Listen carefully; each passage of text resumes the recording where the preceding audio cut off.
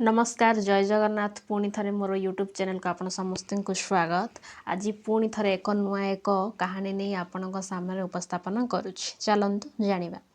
महात्मा बुद्ध कहूथिले आनंद एते लोक सत्संग शुणा आसुछंती ना एमाने मते शुणती नाही, निजको ही शुणिकरी चली जाती।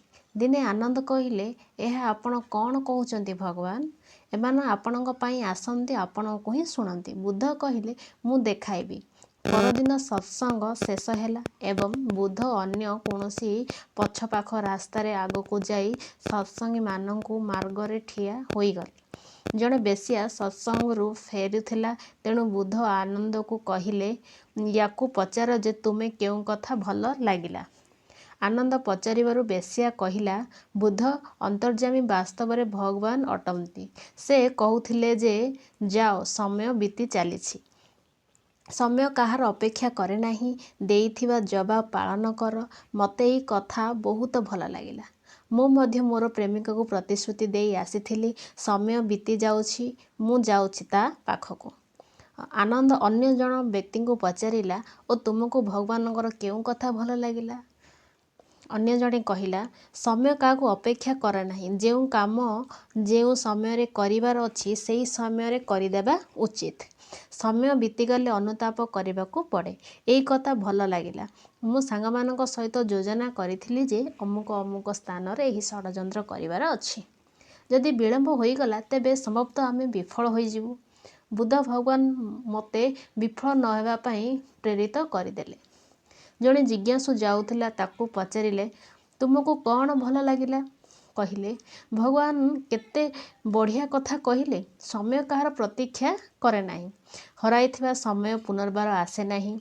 संसार समस्त वस्तु समय दे पारिबो, किंतु सबु जिनिस फेराई मध्य तुमे बीती जाइथिबा समय को फेराई पारिबो नाही, आयुष लंबा करि पारिबो नाही।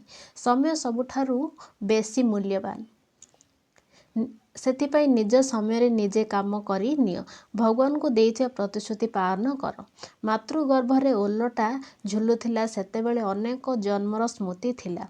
भगवान को प्रतिश्रुति देइथिला जे बाहर को आसिले तोर उपासना करिबा, तते पाइबार यात्रा करिबा आ मुक्ति होइजिबा। समय प्रतीक्षा करे नाही। एबे यौवन अवस्था जना नाही केबे चलीजिबो, वृद्धा अवस्था आसीजिबो। भगवान जहाँ संकेत कले तार विचार करिबारु भाविला जे सेवा निवृत्ति आसीबो तेबे आसीबी, किंतु एबेठारु टिके समय बाहर करी साधना करिबी। वर्तमान आनंद को महात्मा बुद्धंकर वचनर सत्यता स्पष्ट हो जाइथिला। बुद्धंक वचन तो एक ही थिला, किंतु बेसिया निज अर्थ लगाइला।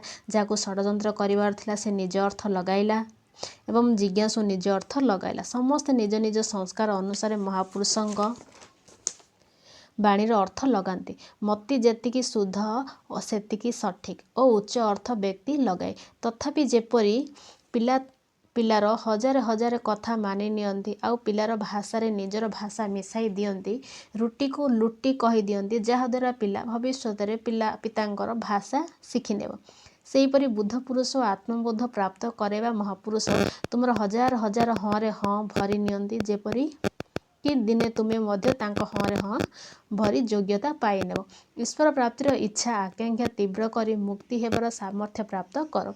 एथिपाई जेउमाने महापुरुषंकर मार्गर अनुसरण करती सेमाने कालक्रमे सेमानकर लक्ष्यार्थी को बुझिबारे सक्षम हो जाती। जदि वीडियोटी भल लगिला समस्त